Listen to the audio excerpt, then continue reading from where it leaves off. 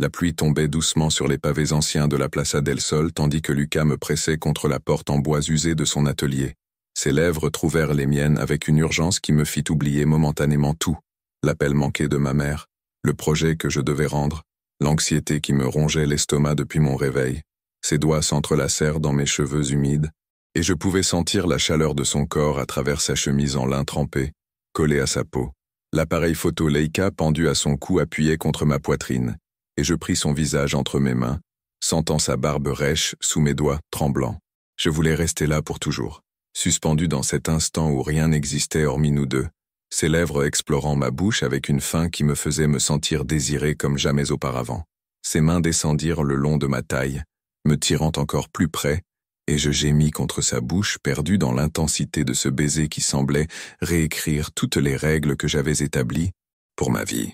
Mais alors mon téléphone vibra dans ma poche. Une fois, 2 fois, 3 fois, et même là, même avec Lucas mordillant ma lèvre inférieure d'une manière qui me faisait perdre pied, je sentis la culpabilité familière s'infiltrer, empoisonnant cet instant parfait. Il était 10 heures du soir. Ma mère, Je m'appelle Matteo Santana. J'ai 29 ans. Et jusqu'à ce que je rencontre Lucas Ferreira, je ne savais pas qu'il était possible de se sentir à la fois si vivant et si brisé en deux. J'ai grandi dans les ruelles étroites de Gracia, où les façades modernistes se mêlent aux graffitis contemporains, où chaque coin de rue raconte une histoire et chaque place abrite des communautés qui se connaissent par leurs prénoms. Ce quartier est ma maison, mon refuge, mais aussi ma prison invisible. Je travaille comme graphiste freelance dans le petit appartement que j'ai loué il y a 3 ans dans la Carrère de la Perla, choisi stratégiquement à seulement 2 pâtés de maison de chez ma mère. Ma routine est méticuleusement structurée autour d'elle.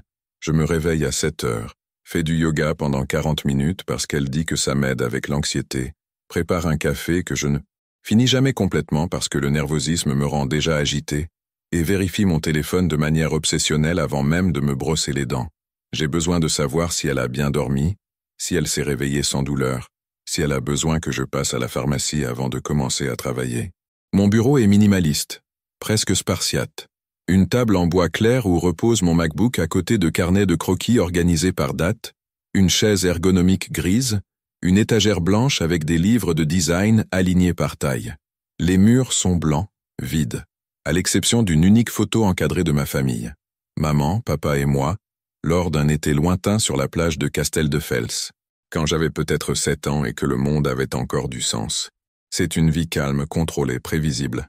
Ou du moins elle l'était, jusqu'à cet après-midi d'avril où la lumière dorée du crépuscule peignait les façades de Gracia et où je suis entré au café Salambo pour échapper à une échéance impossible et à y trouver Lucas Ferreira assis près de la fenêtre, photographiant les ombres des feuilles d'un arbre projeté sur le sol en céramique. Il ne m'a pas remarqué tout de suite, trop absorbé par le viseur de son appareil photo analogique, ajustant la mise au point avec des doigts précis, tout en murmurant quelque chose pour lui-même en portugais. J'ai commandé mon café au lait habituel au comptoir, choisi une table près du mur du fond comme toujours, ouvert mon ordinateur portable et essayé de me concentrer sur le logo que je redessinais pour la 10e fois pour un client jamais satisfait. Mais mes yeux ne cessaient de dériver vers lui. Il y avait quelque chose de magnétique chez Lucas. Sa manière de bouger avec un dessin délibéré mais naturel, comme si chaque geste faisait partie d'une chorégraphie qu'il était le seul à connaître.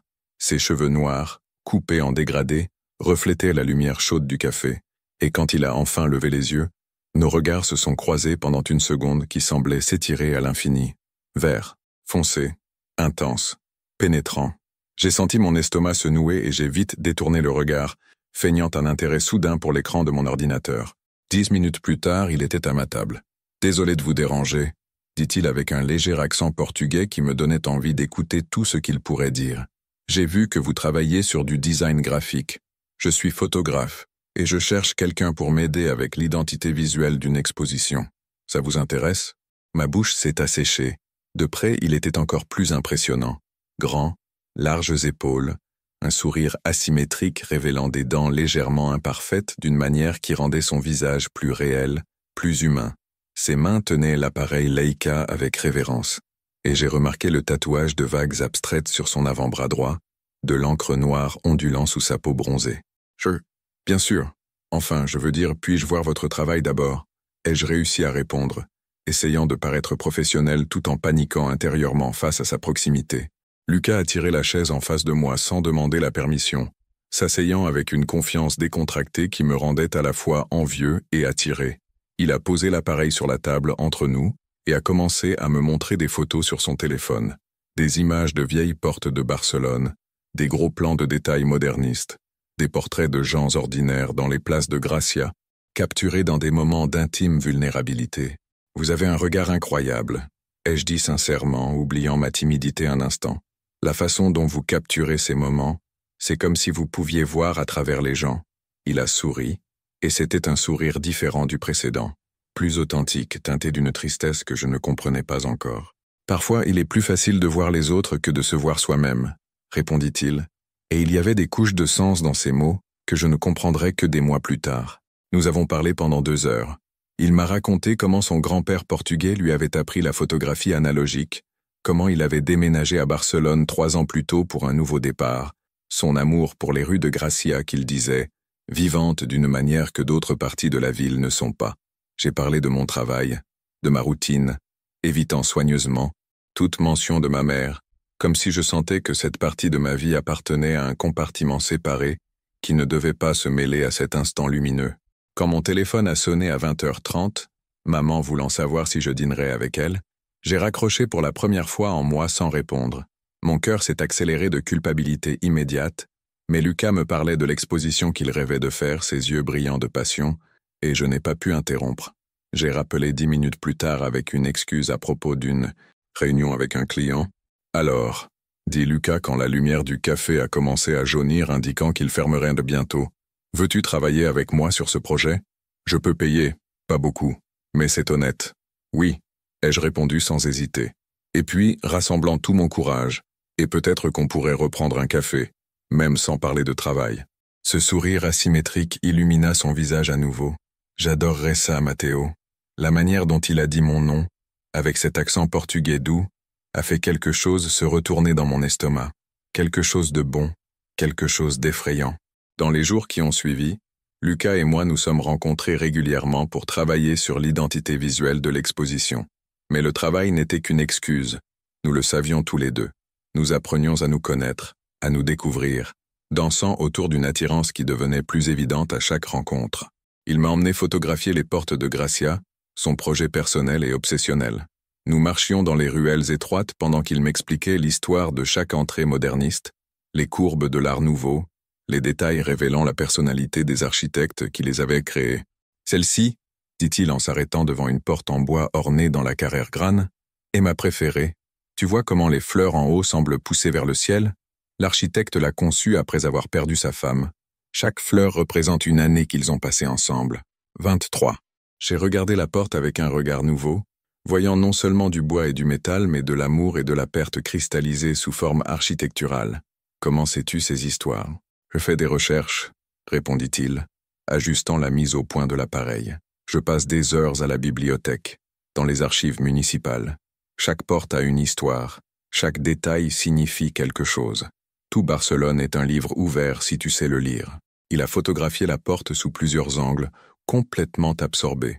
Je l'observais travailler, fasciné par la concentration sur son visage, la manière dont il mordait légèrement sa lèvre inférieure quand il cherchait le cadrage parfait, comment ses doigts se déplaçaient avec précision sur les commandes de l'appareil. « Tu me regardes », dit-il sans détourner les yeux du viseur mais avec un sourire jouant sur ses lèvres. J'ai senti la chaleur monter à mon visage. « Désolé, c'est juste que… Tu es beau quand tu es concentré. » Lucas a baissé l'appareil et m'a regardé. Il y avait quelque chose de différent dans ses yeux maintenant, plus sombre, plus intense. « Tu trouves que je suis beau ?» Mon cœur battait à tout rompre, mais je me suis forcé à maintenir le contact visuel. Très, il a fait un pas vers moi, éliminant l'espace entre nous. Je pouvais sentir la chaleur émanant de son corps, l'odeur de son eau de Cologne mêlée à quelque chose de plus essentiel, de plus lui. « Matteo » dit-il doucement, et il y avait une question dans la manière dont il prononça mon nom. « Oui » puis-je t'embrasser? Incapable de former des mots, j'ai simplement hoché la tête. Et puis ses lèvres étaient sur les miennes, douces et fermes à la fois, une main sur mon visage, l'appareil photo pressé entre nos torses. C'était un baiser chaste, presque innocent, mais il envoyait des vagues de chaleur à travers tout mon corps. Quand nous nous sommes écartés, nous étions tous les deux essoufflés. C'était, commençai-je. Je sais, interrompit-il, souriant de ce sourire qui devenait déjà mon préféré. On recommence? Nous avons ri, et puis nous nous embrassions à nouveau cette fois plus profondément, mes mains trouvant leur chemin dans ses cheveux pendant qu'il me tirait plus près. Des gens passèrent dans la rue, mais je m'en fichais. À cet instant, il n'y avait que nous deux et cette porte avec ses 23 fleurs, témoin silencieux d'un nouveau commencement. Les semaines qui ont suivi ont été les plus intenses de ma vie. Lucas avait une manière de me faire sentir vue qui était complètement nouvelle. Il prêtait attention aux petits détails. Comme je jouais avec mon pendentif de Saint-Christophe quand j'étais nerveux, comment mes yeux s'illuminaient quand je parlais d'un projet particulièrement réussi, comment je commandais toujours le même café mais ne le finissais jamais. « Pourquoi tu ne finis pas ?» demanda-t-il un matin quand nous nous sommes retrouvés au Salambo à nouveau. « Comment ça? Ton café. Tu laisses toujours le dernier quart dans la tasse. Toujours. » J'ai regardé la tasse, surpris. Je n'avais même pas remarqué que je faisais ça. Je ne sais pas. Peut-être parce que, quand je finis, la rencontre est terminée. S'il reste du café, je peux rester plus longtemps. Quelque chose s'est adouci dans ses yeux. « Mathéo, tu n'as pas besoin d'une excuse pour rester. Je veux que tu restes. Tout le temps. » Mon cœur s'est serré d'émotion. « Vraiment? Vraiment » confirma-t-il, prenant ma main sur la table. Ses doigts se sont entrelacés avec les miens, grands et calleux contre les miens plus fins et tachés d'encre de stylo. Je suis en train de tomber éperdument pour toi, juste pour que tu saches. J'aurais dû répondre quelque chose de beau, quelque chose de romantique, mais ce qui est sorti fut « moi aussi », et ça me terrifie. Lucas a ri, mais c'était un rire compréhensif. Pourquoi ça te terrifie? Comment expliquer? Comment mettre en mots la peur que plus je m'ouvrais à lui, plus je devenais vulnérable, qu'aimer signifiait avoir quelque chose à perdre, et que j'avais déjà perdu mon père, que je vivais avec la peur constante de perdre ma mère. Parce que c'est nouveau, dis-je finalement, une vérité partielle. Je n'ai jamais ressenti quelque chose comme ça avant. Il a serré ma main. Moi non plus. Du moins, pas aussi juste, comme si ça avait du sens. Ce soir-là, il m'a emmené dans son atelier pour la première fois. C'était exactement comme je l'avais imaginé, chaotique et organisé à la fois, chaque surface couverte de photos à différents stades de développement, du matériel soigneusement rangé, des livres sur la photographie empilés en tours précaires. Les murs étaient un mosaïque d'images, certaines collées avec du ruban washi, d'autres fixées par des punaises, créant un récit visuel de la Barcelone de Lucas. « C'est ici que la magie opère », dit-il, allumant des bougies qui projetaient des ombres dansantes sur les murs. La lumière du jour avait disparu, et l'atelier prenait une atmosphère intime, presque sacrée. Il a mis de la musique, du fado doux chanté par une femme à la voix rauque et mélancolique. Amalia Rodriguez, expliqua-t-il. Mon grand-père la jouait tous les dimanches pendant le déjeuner. Il disait que c'était la bande-son de l'âme portugaise. Nous nous sommes assis par terre, adossés au lit, partageant une bouteille de vin rouge qu'il avait ouverte. La conversation coulait facilement entre nous maintenant, sans les hésitations initiales. Il m'a raconté son enfance à Lisbonne, comment son grand-père l'emmenait photographier les rues labyrinthiques de l'Alfama, la décision difficile de tout quitter pour recommencer à Barcelone. « Pourquoi Barcelone ?» demandai-je, observant comment la lumière des bougies jouait avec les traits de son visage. « J'avais besoin de distance, » dit-il pensivement. « De Lisbonne, de la famille, des attentes. Et Barcelone a quelque chose, tu sais, une énergie, comme si la ville entière se réinventait constamment. J'ai pensé que peut-être je pourrais me réinventer aussi. Tu y es arrivé ?» Il m'a regardé avec cette intensité qui me donnait l'impression d'être photographié, capturé et archivé quelque part au fond de lui. J'essaie. Certains jours sont meilleurs que d'autres. Il y avait du poids dans ces mots, quelque chose de non dit en suspens. Je voulais demander, mais j'avais peur de briser la magie du moment. Alors je me suis simplement rapproché, posant ma tête sur son épaule. Il a passé son bras autour de moi, me tirant plus près. « Tu sens bon ?» murmurai-je contre son cou. J'ai plus senti qu'entendu son rire. « Toi aussi. » Nous sommes restés ainsi un moment, juste à exister dans l'espace l'un de l'autre. Le fado continuait à jouer, des mots en portugais que je ne comprenais pas mais qui transmettaient des émotions universelles de saudade et de désir. Les bougies brûlaient lentement, la cire fondant en flaques irrégulières. « Mathéo, » dit Lucas finalement, sa voix plus sérieuse. « Oui, puis-je te baiser pour de vrai, sans passant, sans hâte ?» Je levai la tête pour le regarder. Il y avait de la vulnérabilité dans ses yeux, une question plus profonde posée. Pas seulement la permission pour un baiser, mais pour quelque chose de plus, pour une intimité réelle. S'il te plaît, murmurai-je. Il me tira sur ses genoux d'un mouvement fluide, mes jambes se positionnant de chaque côté des siennes. Ses mains trouvèrent ma taille, ferme mais douce. Et puis il m'embrassait, et c'était complètement différent des baisers précédents. Celui-ci était plus lent, plus délibéré, explorant plutôt que revendiquant. Sa langue traça la ligne de mes lèvres avant de s'approfondir, et je gémis doucement, me perdant dans la sensation. Mes mains explorèrent ses épaules, descendant le long de son dos, sentant les muscles se contracter sous le tissu de la chemise. Il sentait le révélateur photographique, le vin, et quelque chose d'essentiellement masculin qui me donnait envie de me rapprocher encore plus. Une de ses mains remonta, ses doigts s'entrelacèrent dans mes cheveux, inclinant ma tête pour un meilleur angle tandis que l'autre restait ferme sur ma taille, me gardant ancré. Nous nous sommes embrassés jusqu'à ce que nous soyons tous les deux à bout de souffle, jusqu'à ce que mes lèvres soient gonflées et sensibles, jusqu'à ce que chaque terminaison nerveuse de mon corps soit en feu de désir. Quand nous nous sommes enfin séparés, il a appuyé son front contre le mien, tous deux respirant lourdement. « Tu es dangereux », dit-il d'une voix rauque. « Comment ça? Tu me fais vouloir des choses que je ne devrais pas, comme te garder ici pour toujours, comme ne jamais te laisser partir. » Mon cœur battait si fort que j'étais sûr qu'il pouvait le sentir. Et si je ne veux pas partir? Ses yeux se sont assombris d'un désir que je reconnaissais. Alors reste. Nous sommes restés par terre encore 1 heure, nous embrassant, nous touchant par-dessus les vêtements, explorant les contours l'un de l'autre avec une révérence qui me faisait me sentir précieux.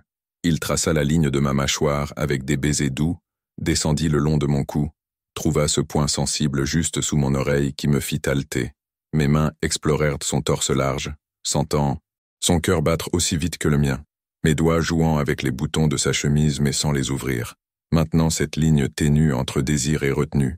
Je ne veux pas aller trop vite, dit-il contre ma peau, sa voix vibrant à travers moi. Je veux faire ça bien avec toi. Je ne faisais pas confiance à ma voix, alors j'ai simplement hoché la tête, l'embrassant à nouveau parce que c'était plus facile que de trouver des mots pour exprimer le tourbillon d'émotions en moi. Quand mon alarme a sonné à 9h50, nous alertant de l'appel imminent de ma mère, j'ai presque fait semblant de ne pas entendre. Presque. Mais l'anxiété commençait déjà à s'infiltrer, la culpabilité familière s'enroulant autour du moment parfait, le gâchant. « Je dois y aller », dis-je à contre-cœur, m'éloignant de lui.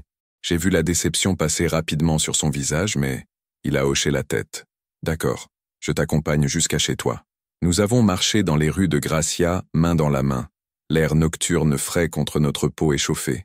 À la porte de mon immeuble, il m'a embrassé une fois de plus, doux et tendre. « Bonne nuit, Matteo. Bonne nuit, Luca. » Quand je suis arrivé dans mon appartement et ai répondu à l'appel ponctuel de maman, je pouvais encore sentir le fantôme de ses lèvres sur les miennes.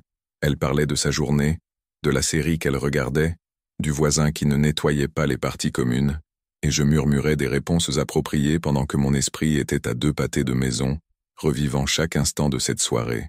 Pour la première fois en 5 ans, j'ai ressenti du ressentiment pendant cet appel. Pas envers ma mère, mais envers l'obligation elle-même. Envers le rituel qui me gardait prisonnier quand tout ce que je voulais était de courir retourner à l'atelier de Luca, dans ses bras, dans ce monde nouveau qu'il me montrait. Luca et moi avons officiellement commencé à sortir ensemble ce week-end-là. Il n'y a pas eu de demande formelle, juste une reconnaissance mutuelle que ce qui se passait entre nous était spécial, méritait d'être exploré. Il a commencé à fréquenter plus souvent mon appartement aussi, apportant son appareil photo et son chaos organisé, remplissant mon espace minimaliste de vie et de couleurs. « Il te faut des plantes », déclara-t-il un jour regardant autour de lui d'un œil critique. « Et de l'art sur les murs. On dirait un hôpital ici. » « J'aime les choses simples, me défendis-je, mais sans réelle conviction. Simple, c'est bien. Stérile, c'est triste. Il s'est approché, m'enlaçant par derrière pendant que je travaillais sur l'ordinateur. « Laisse-moi apporter de la vie dans cet espace. Laisse-moi t'apporter de la vie. » Et il l'a fait. Il a apporté des succulentes dans des pots en céramique faits par des artisans locaux de Gracia. Il a apporté des photos encadrées qu'il avait prises, que nous avons accrochées ensemble sur le mur vide du salon. Il a apporté de la musique, des rires, des baisers volés entre les réunions avec des clients. Il a apporté la sensation que mon appartement était enfin un foyer, et non, juste un endroit où j'existais entre les visites chez ma mère. Nous avons développé nos propres rituels, les dimanches matins à la piscine municipale, où il nageait des longueurs pendant que je l'observais depuis le bord, admirant la manière dont son corps coupait l'eau avec une grâce athlétique. Ensuite, nous prenions un petit déjeuner prolongé dans un nouveau café qu'il découvrait, goûtant des croissants aux amandes et des tortillas de pommes de terre, partageant le journal et les plans pour la semaine. Les mardis soirs étaient nos soirées cuisine ensemble. Il m'apprenait des recettes portugaises pendant que je contribuais avec des plats catalans appris de ma mère quand j'étais enfant. La cuisine devenait un chaos, de la farine partout, de la sauce éclaboussée sur la cuisinière. Mais c'était parmi les heures les plus heureuses de ma semaine. Il y avait quelque chose de profondément intime à cuisiner avec quelqu'un, à coordonner les mouvements dans un petit espace, à goûter à la cuillère de l'autre, à rire quand quelque chose ratait. « Tu as de la sauce sur le nez », me dit-il un soir, riant en essayant de l'essuyer. « Tu l'as mise là exprès ?»« Probable », admit-il. Et puis il m'a embrassé, et nous nous embrassions contre l'évier, oubliant complètement la nourriture sur le feu, jusqu'à ce que l'odeur de brûlé nous ramène à la réalité. Les vendredis étaient nos soirées cinéma. Nous louions de vieux films, faisions trop de pop-corn, nous blottissions sur le canapé sous la couverture qu'il avait apportée du Portugal, douce et légèrement parfumée à la lavande. Mais honnêtement, nous prêtions rarement attention aux films. Nous étions trop occupés à nous toucher, à nous embrasser, à explorer les limites de l'intimité physique sans franchir complètement cette ligne finale. « Je ne suis pas encore prêt », avouai-je une nuit quand ses mains commencèrent à glisser sous Zhangdong. Système. La pluie tombait doucement sur les pavés anciens de la Plaza del Sol tandis que Lucas me pressait contre la porte en bois usée de son atelier. Ses lèvres trouvèrent les miennes avec une urgence qui me fit oublier momentanément tout. L'appel manqué de ma mère, le projet que je devais rendre, l'anxiété qui me rongeait l'estomac depuis mon réveil. Ses doigts s'entrelacèrent dans mes cheveux, humides, et je pouvais sentir la chaleur de son corps à travers sa chemise en lin trempé, collée à sa peau. L'appareil photo Leica pendu à son cou appuyait contre ma poitrine, et je pris son visage entre mes mains, sentant sa barbe rêche sous mes doigts tremblants. Je voulais rester là pour toujours, suspendu dans cet instant où rien n'existait hormis nous deux, ses lèvres explorant ma bouche avec une faim qui me faisait me sentir désiré comme jamais auparavant.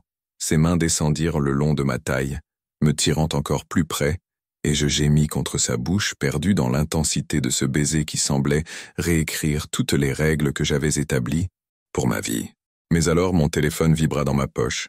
Une fois, 2 fois, 3 fois, et même là, même avec Lucas mordillant ma lèvre inférieure d'une manière qui me faisait perdre pied, je sentis la culpabilité familière s'infiltrer, empoisonnant cet instant parfait.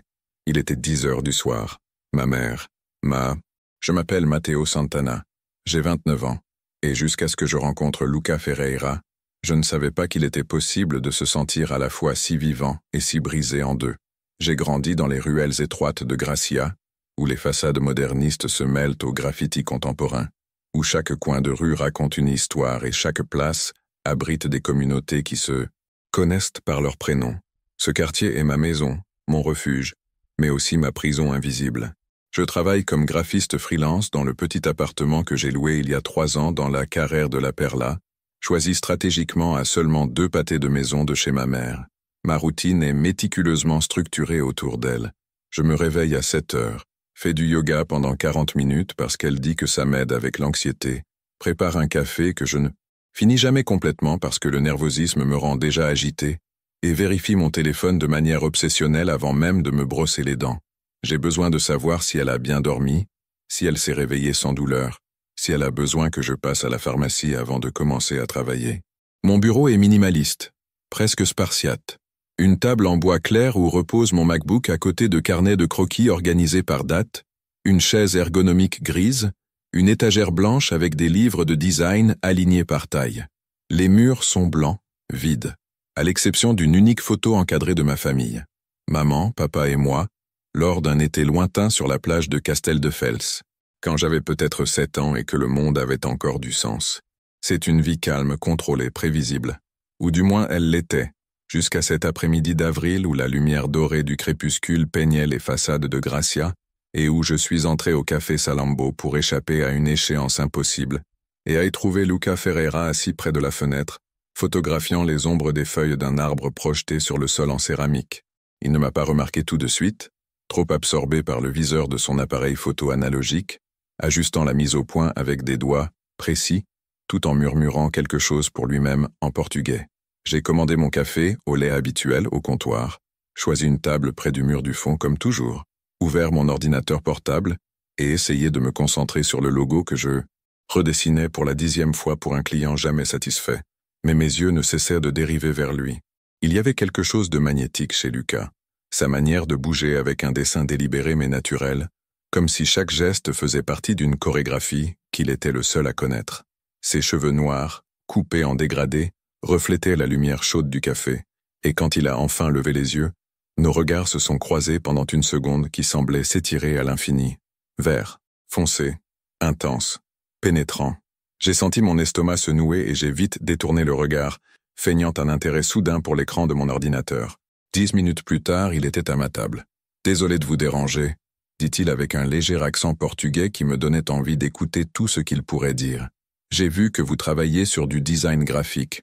Je suis photographe, et je cherche quelqu'un pour m'aider avec l'identité visuelle d'une exposition. Ça vous intéresse ?» Ma bouche s'est asséchée. De près, il était encore plus impressionnant. Grand, larges épaules, un sourire asymétrique révélant des dents légèrement imparfaites d'une manière qui rendait son visage plus réel, plus humain. Ses mains tenaient l'appareil Leica avec révérence, et j'ai remarqué le tatouage de vagues abstraites sur son avant-bras droit, de l'encre noire ondulant sous sa peau bronzée. Bien sûr. Enfin, je veux dire, puis-je voir votre travail d'abord » ai-je réussi à répondre, essayant de paraître professionnel tout en paniquant intérieurement face à sa proximité.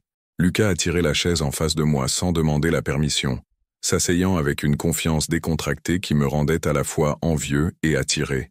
Il a posé l'appareil sur la table entre nous et a commencé à me montrer des photos sur son téléphone, des images de vieilles portes de Barcelone, des gros plans de détails modernistes, des portraits de gens ordinaires dans les places de Gracia, capturés dans des moments d'intime vulnérabilité. « Vous avez un regard incroyable », ai-je dit sincèrement, oubliant ma timidité un instant.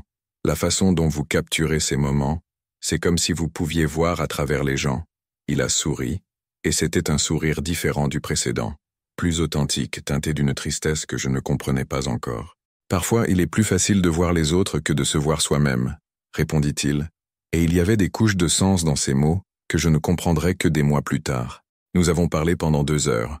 Il m'a raconté comment son grand-père portugais lui avait appris la photographie analogique, comment il avait déménagé à Barcelone 3 ans plus tôt pour un nouveau départ, son amour pour les rues de Gracia qu'il disait, vivantes d'une manière que d'autres parties de la ville ne sont pas. J'ai parlé de mon travail, de ma routine, évitant soigneusement toute mention de ma mère, comme si je sentais que cette partie de ma vie appartenait à un compartiment séparé qui ne devait pas se mêler à cet instant lumineux.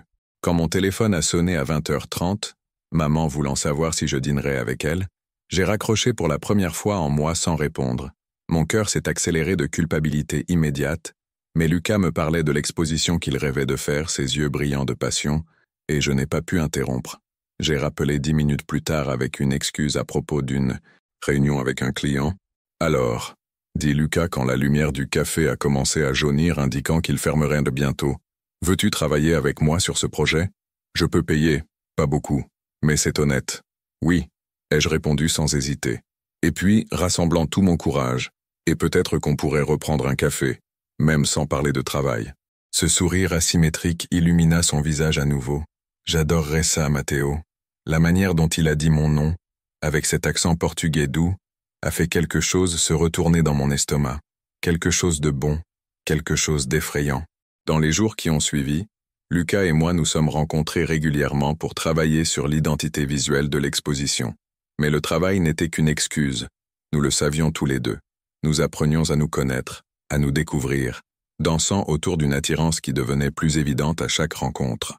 Il m'a emmené photographier les portes de Gracia, son projet personnel et obsessionnel. Nous marchions dans les ruelles étroites pendant qu'il m'expliquait l'histoire de chaque entrée moderniste, les courbes de l'art nouveau, les détails révélant la personnalité des architectes qui les avaient créés. Celle-ci, dit-il en s'arrêtant devant une porte en bois ornée dans la carrère grane, est ma préférée. Tu vois comment les fleurs en haut semblent pousser vers le ciel ?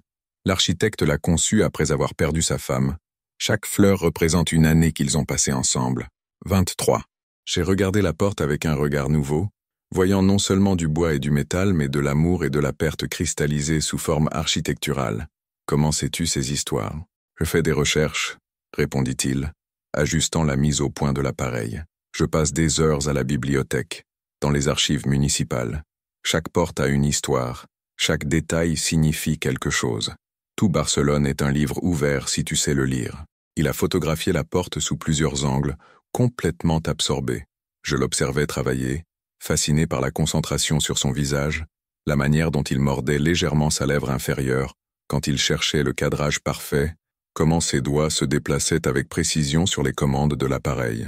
« Tu me regardes », dit-il sans détourner les yeux du viseur mais avec un sourire jouant sur ses lèvres. J'ai senti la chaleur monter à mon visage. « Désolé, c'est juste que… Tu es beau quand tu es concentré. » Lucas a baissé l'appareil et m'a regardé. Il y avait quelque chose de différent dans ses yeux maintenant, plus sombre, plus intense. « Tu trouves que je suis beau ?» Mon cœur battait à tout rompre, mais je me suis forcé à maintenir le contact visuel. Très, il a fait un pas vers moi, éliminant l'espace entre nous. Je pouvais sentir la chaleur émanant de son corps, l'odeur de son eau de Cologne mêlée à quelque chose de plus essentiel, de plus lui. « Matteo » dit-il doucement, et il y avait une question dans la manière dont il prononça mon nom. « Oui » puis-je t'embrasser? Incapable de former des mots, j'ai simplement hoché la tête. Et puis ses lèvres étaient sur les miennes, douces et fermes à la fois, une main sur mon visage, l'appareil photo pressé entre nos torses. C'était un baiser chaste, presque innocent, mais il envoyait des vagues de chaleur à travers tout mon corps. Quand nous nous sommes écartés, nous étions tous les deux essoufflés. C'était… Commençai-je. Je sais, interrompit-il, souriant de ce sourire qui devenait déjà mon préféré. On recommence? Nous avons ri, et puis nous nous embrassions à nouveau cette fois plus profondément, mes mains trouvant leur chemin dans ses cheveux pendant qu'il me tirait plus près. Des gens passèrent dans la rue, mais je m'en fichais. À cet instant, il n'y avait que nous deux et cette porte avec ses 23 fleurs, témoin silencieux d'un nouveau commencement. Les semaines qui ont suivi ont été les plus intenses de ma vie. Lucas avait une manière de me faire sentir vue qui était complètement nouvelle. Il prêtait attention aux petits détails. Comme je jouais avec mon pendentif de Saint-Christophe quand j'étais nerveux, comment mes yeux s'illuminaient quand je parlais d'un projet particulièrement réussi, comment je commandais toujours le même café mais ne le finissais jamais. « Pourquoi tu ne finis pas ?» demanda-t-il un matin quand nous nous sommes retrouvés au Salambo à nouveau. « Comment ça? Ton café.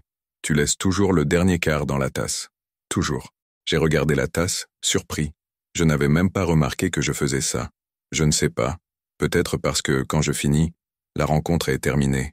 S'il reste du café, je peux rester plus longtemps. Quelque chose s'est adouci dans ses yeux. « Matteo, tu n'as pas besoin d'une excuse pour rester. Je veux que tu restes. Tout le temps. » Mon cœur s'est serré d'émotion. « Vraiment? Vraiment » confirma-t-il, prenant ma main sur la table. Ses doigts se sont entrelacés avec les miens, grands et calleux contre les miens plus fins et tachés d'encre de stylo. Je suis en train de tomber éperdument pour toi, juste pour que tu saches. J'aurais dû répondre quelque chose de beau, quelque chose de romantique, mais ce qui est sorti fut « moi aussi », et ça me terrifie. Lucas a ri, mais c'était un rire compréhensif. Pourquoi ça te terrifie? Comment expliquer? Comment mettre en mots la peur que plus je m'ouvrais à lui, plus je devenais vulnérable? Qu'aimer signifiait avoir quelque chose à perdre, et que j'avais déjà perdu mon père, que je vivais avec la peur constante de perdre ma mère. Parce que c'est nouveau, dis-je finalement, une vérité partielle. Je n'ai jamais ressenti quelque chose comme ça avant. Il a serré ma main. Moi non plus. Du moins, pas aussi juste, comme si ça avait du sens. Ce soir-là, il m'a emmené dans son atelier pour la première fois. C'était exactement comme je l'avais imaginé, chaotique et organisé à la fois, chaque surface couverte de photos à différents stades de développement, du matériel soigneusement rangé, des livres sur la photographie empilés en tours précaires. Les murs étaient un mosaïque d'images, certaines collées avec du ruban washi, d'autres fixées par des punaises, créant un récit visuel de la Barcelone de Lucas. « C'est ici que la magie opère », dit-il, allumant des bougies qui projetaient des ombres dansantes sur les murs. La lumière du jour avait disparu, et l'atelier prenait une atmosphère intime, presque sacrée. Il a mis de la musique, du fado doux chanté par une femme à la voix rauque et mélancolique. Amalia Rodriguez, expliqua-t-il. Mon grand-père la jouait tous les dimanches pendant le déjeuner. Il disait que c'était la bande-son de l'âme portugaise. Nous nous sommes assis par terre, adossés au lit, partageant une bouteille de vin rouge qu'il avait ouverte. La conversation coulait facilement entre nous maintenant, sans les hésitations initiales. Il m'a raconté son enfance à Lisbonne, comment son grand-père l'emmenait photographier les rues labyrinthiques de l'Alfama, la décision difficile de tout quitter pour recommencer à Barcelone. Pourquoi Barcelone? Demandai-je, observant comment la lumière des bougies jouait avec les traits de son visage. J'avais besoin de distance, dit-il pensivement. De Lisbonne, de la famille, des attentes. Et Barcelone a quelque chose, tu sais, une énergie, comme si la ville entière se réinventait constamment. J'ai pensé que peut-être je pourrais me réinventer aussi. Tu y es arrivé? Il m'a regardé avec cette intensité qui me donnait l'impression d'être photographié, capturé et archivé quelque part au fond de lui. J'essaie. Certains jours sont meilleurs que d'autres. Il y avait du poids dans ces mots, quelque chose de non dit en suspens. Je voulais demander, mais j'avais peur de briser la magie du moment.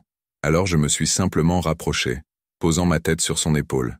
Il a passé son bras autour de moi, me tirant plus près. « Tu sens bon ?» murmurai-je contre son cou.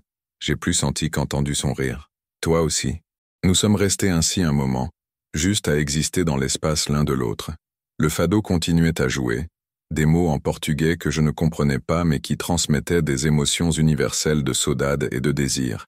Les bougies brûlaient lentement, la cire fondant en flaques irrégulières. « Matteo, » dit Lucas finalement, sa voix plus sérieuse. « Oui, puis-je te baiser pour de vrai, sans passant, sans hâte ?» Je levai la tête pour le regarder. Il y avait de la vulnérabilité dans ses yeux, une question plus profonde posée, pas seulement la permission pour un baiser, mais pour quelque chose de plus, pour une intimité réelle. « S'il te plaît, » murmurai-je. Il me tira sur ses genoux d'un mouvement fluide, mes jambes se positionnant de chaque côté des siennes. Ses mains trouvèrent ma taille, ferme mais douce. Et puis il m'embrassait, et c'était complètement différent des baisers précédents. Celui-ci était plus lent, plus délibéré, explorant plutôt que revendiquant. Sa langue traça la ligne de mes lèvres avant de s'approfondir, et je gémis doucement, me perdant dans la sensation. Mes mains explorèrent ses épaules, descendant le long de son dos, sentant les muscles se contracter sous le tissu de la chemise. Il sentait le révélateur photographique, le vin, et quelque chose d'essentiellement masculin qui me donnait envie de me rapprocher encore plus. Une de ses mains remonta, ses doigts s'entrelacèrent dans mes cheveux, inclinant ma tête pour un meilleur angle tandis que l'autre restait ferme sur ma taille, me gardant ancré. Nous nous sommes embrassés jusqu'à ce que nous soyons tous les deux à bout de souffle, jusqu'à ce que mes lèvres soient gonflées et sensibles, jusqu'à ce que chaque terminaison nerveuse de mon corps soit en feu de désir. Quand nous nous sommes enfin séparés, il a appuyé son front contre le mien, tous deux respirant lourdement. « Tu es dangereux, » dit-il d'une voix rauque. « Comment ça? Tu me fais vouloir des choses que je ne devrais pas, comme te garder ici pour toujours, comme ne jamais te laisser partir. » Mon cœur battait si fort que j'étais sûr qu'il pouvait le sentir. Et si je ne veux pas partir? Ses yeux se sont assombris d'un désir que je reconnaissais. Alors reste. Nous sommes restés par terre encore 1 heure, nous embrassant, nous touchant par-dessus les vêtements, explorant les contours l'un de l'autre avec une révérence qui me faisait me sentir précieux. Il traça la ligne de ma mâchoire avec des baisers doux, descendit le long de mon cou, trouva ce point sensible juste sous mon oreille qui me fit halter. Mes mains explorèrent son torse large, sentant son cœur battre aussi vite que le mien, mes doigts jouant avec les boutons de sa chemise mais sans les ouvrir. Maintenant cette ligne ténue entre désir et retenue. « Je ne veux pas aller trop vite », dit-il contre ma peau, sa voix vibrant à travers moi. « Je veux faire ça bien avec toi. » Je ne faisais pas confiance à ma voix, alors j'ai simplement hoché la tête, l'embrassant à nouveau parce que c'était plus facile que de trouver des mots pour exprimer le tourbillon d'émotions en moi. Quand mon alarme a sonné à 9h50, nous alertant de l'appel imminent de ma mère, j'ai presque fait semblant de ne pas entendre. Presque. Mais l'anxiété commençait déjà à s'infiltrer, la culpabilité familière s'enroulant autour du moment parfait, le gâchant. « Je dois y aller », dis-je à contre-cœur, m'éloignant de lui. J'ai vu la déception passer rapidement sur son visage, mais il a hoché la tête. « D'accord, je t'accompagne jusqu'à chez toi. » Nous avons marché dans les rues de Gracia, main dans la main, l'air nocturne frais contre notre peau échauffée. À la porte de mon immeuble, il m'a embrassé une fois de plus, doux et tendre. « Bonne nuit, Matteo. Bonne nuit, Luca. » Quand je suis arrivé dans mon appartement et ai répondu à l'appel ponctuel de maman, je pouvais encore sentir le fantôme de ses lèvres sur les miennes. Elle parlait de sa journée, de la série qu'elle regardait, du voisin qui ne nettoyait pas les parties communes, et je murmurais des réponses appropriées pendant que mon esprit était à 2 pâtés de maison, revivant chaque instant de cette soirée. Pour la première fois en 5 ans, J'ai ressenti du ressentiment pendant cet appel. Pas envers ma mère, mais envers l'obligation elle-même. Envers le rituel qui me gardait prisonnier quand tout ce que je voulais était de courir retourner à l'atelier de Lucas, dans ses bras, dans ce monde nouveau qu'il me montrait. Lucas et moi avons officiellement commencé à sortir ensemble ce week-end-là. Il n'y a pas eu de demande formelle, juste une reconnaissance mutuelle que ce qui se passait entre nous était spécial, méritait d'être exploré. Il a commencé à fréquenter plus souvent mon appartement aussi, apportant son appareil photo et son chaos organisé, remplissant mon espace minimaliste de vie et de couleurs. « Il te faut des plantes », déclara-t-il un jour regardant autour de lui d'un œil critique. « Et de l'art sur les murs. On dirait un hôpital ici. J'aime les choses simples, me défendis-je, mais sans réelle conviction. Simple, c'est bien. Stérile, c'est triste. » Il s'est approché, m'enlaçant par derrière pendant que je travaillais sur l'ordinateur. « Laisse-moi apporter de la vie dans cet espace. Laisse-moi t'apporter de la vie. » Et il l'a fait. Il a apporté des succulentes dans des pots en céramique faits par des artisans locaux de Gracia. Il a apporté des photos encadrées qu'il avait prises, que nous avons accrochées ensemble sur le mur vide du salon. Il a apporté de la musique, des rires, des baisers volés entre les réunions avec des clients. Il a apporté la sensation que mon appartement était enfin un foyer, et non, juste un endroit où j'existais entre les visites chez ma mère. Nous avons développé nos propres rituels, les dimanches matins à la piscine municipale, où il nageait des longueurs pendant que je l'observais depuis le bord, admirant la manière dont son corps coupait l'eau avec une grâce athlétique. Ensuite, nous prenions un petit déjeuner prolongé dans un nouveau café qu'il découvrait, goûtant des croissants aux amandes et des tortillas de pommes de terre, partageant le journal et les plans pour la semaine. Les mardis soirs étaient nos soirées cuisine ensemble. Il m'apprenait des recettes portugaises pendant que je contribuais, avec des plats catalans appris de ma mère quand j'étais enfant.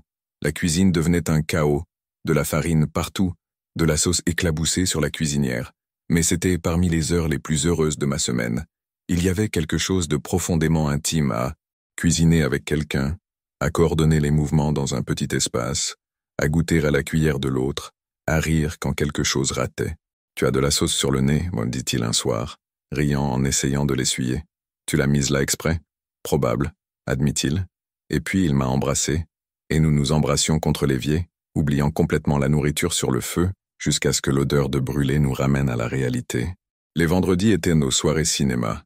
Nous louions de vieux films, faisions trop de pop-corn, nous blottissions sur le canapé sous la couverture qu'il avait apportée du Portugal, douce et légèrement parfumée à la lavande.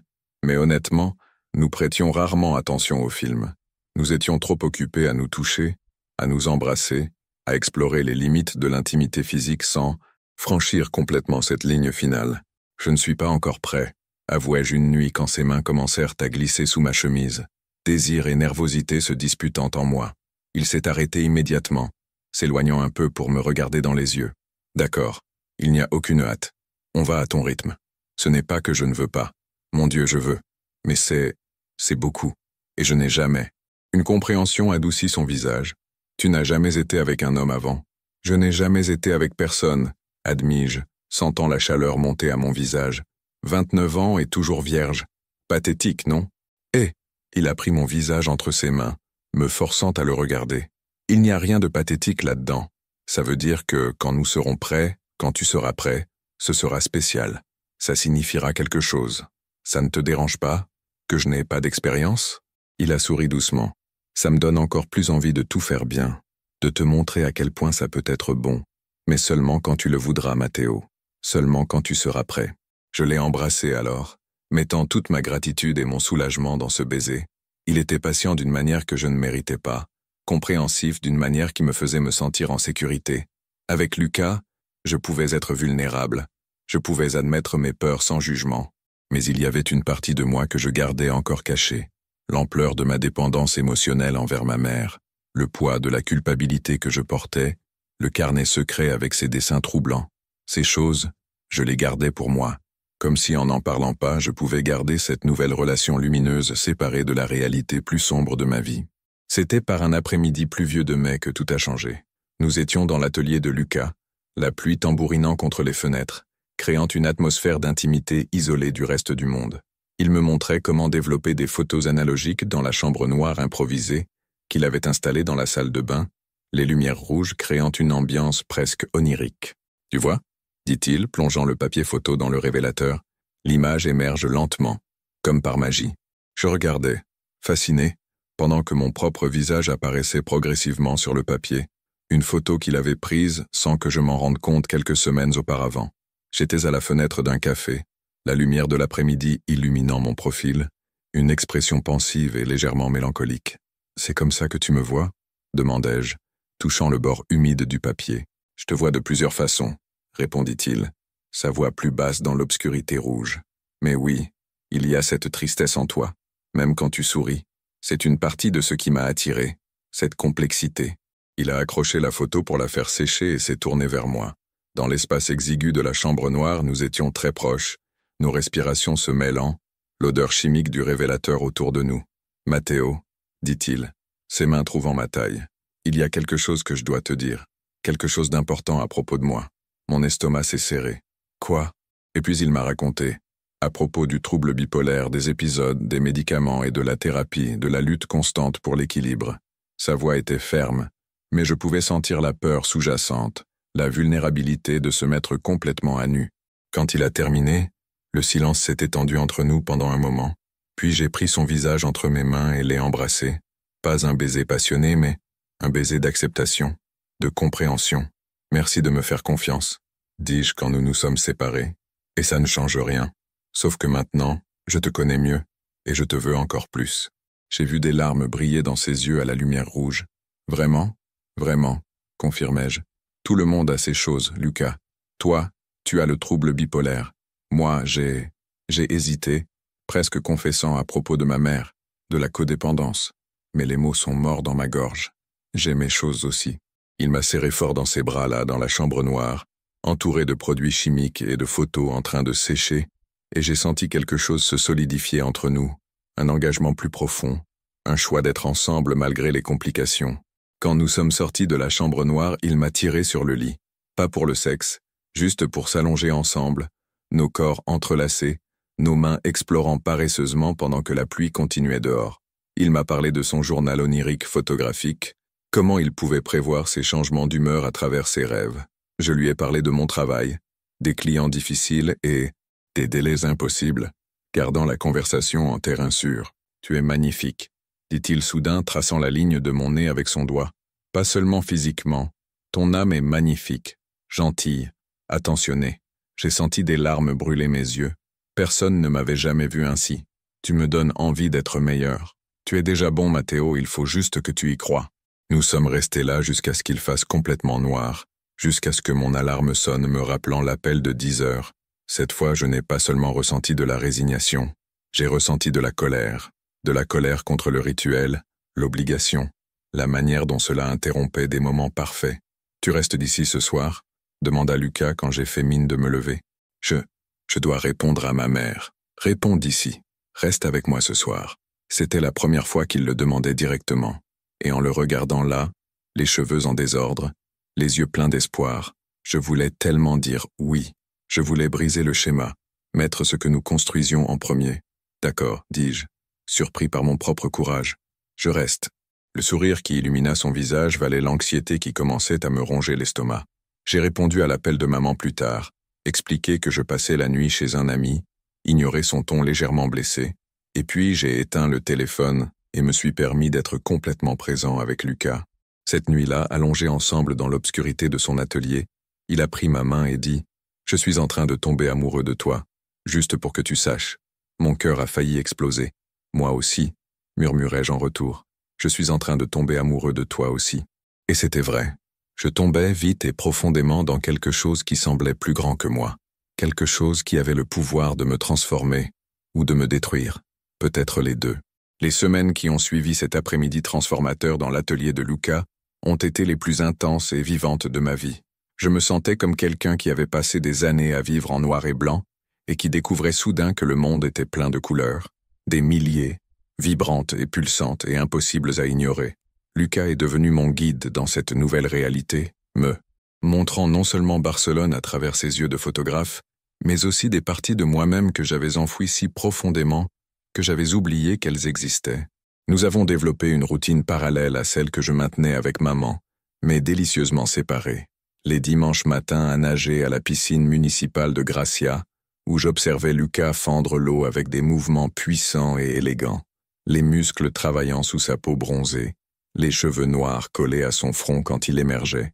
Il m'a appris à mieux nager, ses mains fermes, guidant mon corps à travers l'eau, ajustant ma posture, et je fondais sous ses touchés à la fois instructifs et intimes. « Il faut faire confiance à l'eau, disait-il, flottant à mes côtés.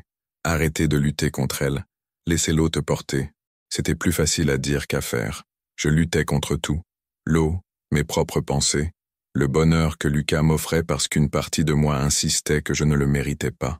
Mais lentement, très lentement, j'apprenais à me rendre, à faire confiance, à lâcher prise. Après la piscine, nous prenions un petit déjeuner dans une boulangerie de la Travessera de Gracia qui servait les meilleurs croissants que j'ai jamais goûtés. Lucas commandait toujours 2 croissants, un au chocolat et un aux amandes, et insistait pour qu'on partage, me nourrissant de morceaux entre des baisers sucrés qui goûtaient le sucre et les promesses. Les autres clients nous souriaient, reconnaissant l'éclat immistacable d'un nouvel amour, et je me sentais à la fois exposé et fier. Fier d'être avec lui, fier que le monde puisse voir que quelqu'un comme Lucas m'avait choisi. Les après-midi étaient repassés dans son atelier, où il développait des photos dans le petit laboratoire improvisé qu'il avait installé dans la salle de bain. Je l'observais travailler sous la lumière rouge sombre, ses mains se déplaçant avec précision pendant que les images émergeaient magiquement du papier blanc. Il y avait quelque chose de presque érotique dans la patience de ce processus, dans la manière dont il observait chaque photo se révéler, ajustant le temps d'exposition, testant différents produits chimiques, jusqu'à obtenir exactement ce qu'il voulait. C'est une question de contrôle et d'abandon, expliqua-t-il un jour, séchant une photo de moi qu'il avait prise la semaine précédente. Tu contrôles tout le processus, la lumière, la composition, les produits chimiques, le temps. Mais à la fin, il faut faire confiance et laisser la magie opérer. Trop forcé, et tu gâches tout. Je voyais la métaphore. Je voyais comment il appliquait cela à sa propre vie, aux troubles bipolaires qu'il gérait avec une vigilance constante mais aussi une acceptation. Et je me demandais si je pourrais apprendre la même leçon, trouver un équilibre entre contrôle et abandon dans ma propre vie. Les nuits étaient à nous. Des dîners que nous cuisinions ensemble dans mon appartement ou dans son atelier, expérimentant des recettes portugaises qu'il avait apprises de sa grand-mère, des plats catalans que je connaissais depuis l'enfance. Il m'apprenait des mots en portugais pendant qu'on coupait des légumes. Saudade, ce mot intraduisible pour cette nostalgie mélancolique de quelque chose qui n'a peut-être jamais existé. Querido, un terme affectueux qu'il murmurait contre ma peau. Paixão, qui nécessitait moins d'explications car je la sentais brûler entre nous chaque fois que nos regards se croisaient. Nous faisions l'amour souvent, partout où c'était possible, sous la douche étroite de ma salle de bain, l'eau chaude ruisselant sur nous, pendant qu'il me pressait contre les carreaux froids, dans son lit alors que la lumière du matin entrait par la fenêtre, lente et paresseuse, explorant chaque centimètre l'un de l'autre. Une fois, après être rentrés ivres et riant d'un bar dans le Raval, nous n'avons même pas atteint le lit, nous retrouvant sur le sol en bois de l'atelier, urgents et affamés. Mais il ne s'agissait pas seulement de sexe, bien que le sexe fût incroyable d'une manière que je n'avais jamais connue. Il s'agissait de l'intimité que nous construisions à chaque moment partagé. La manière dont il tenait ma main pendant qu'on marchait dans les rues de Gracia, nos doigts entrelacés comme s'il ne voulait jamais me lâcher, comme il m'envoyait des messages aléatoires pendant la journée juste pour dire qu'il pensait à moi, comme il gardait le dernier morceau de quelque chose de délicieux pour que je puisse goûter, de petits gestes qui tissaient un filet d'affection si fort que je me sentais en sécurité pour la première fois depuis des années. Mais il y avait une ombre qui planait sur tout ce bonheur lumineux, une présence constante que j'essayais de garder compartimentée, mais qui s'infiltrait inévitablement. Ma mère, Carmen, l'appel de 10 heures du soir qui ne manquait jamais, le rituel sacré qui continuait peu importe où j'étais ou ce que je faisais.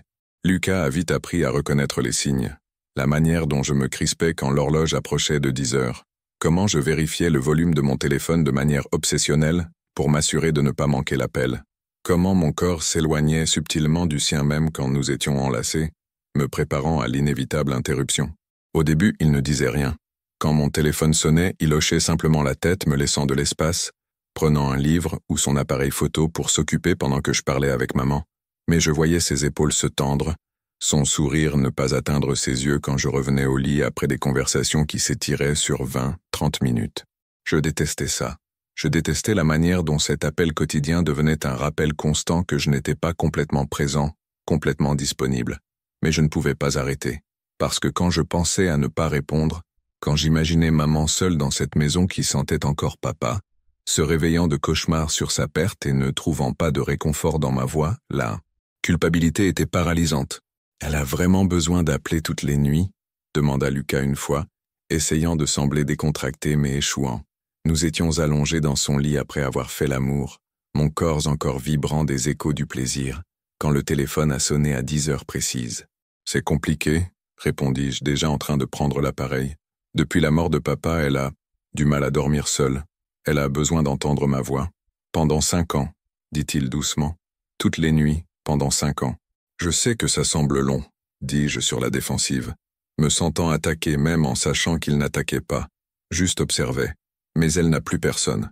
Je suis tout ce qu'il lui reste. Lucas n'a pas répondu. Il m'a juste regardé répondre à l'appel et sortir dans la petite cuisine pour avoir de l'intimité. Et quand je suis revenu 20 minutes plus tard, il était tourné vers le mur, le corps tendu, et je savais que quelque chose avait changé même s'il ne disait rien. Mais le lendemain, c'était comme si la conversation n'avait jamais eu lieu.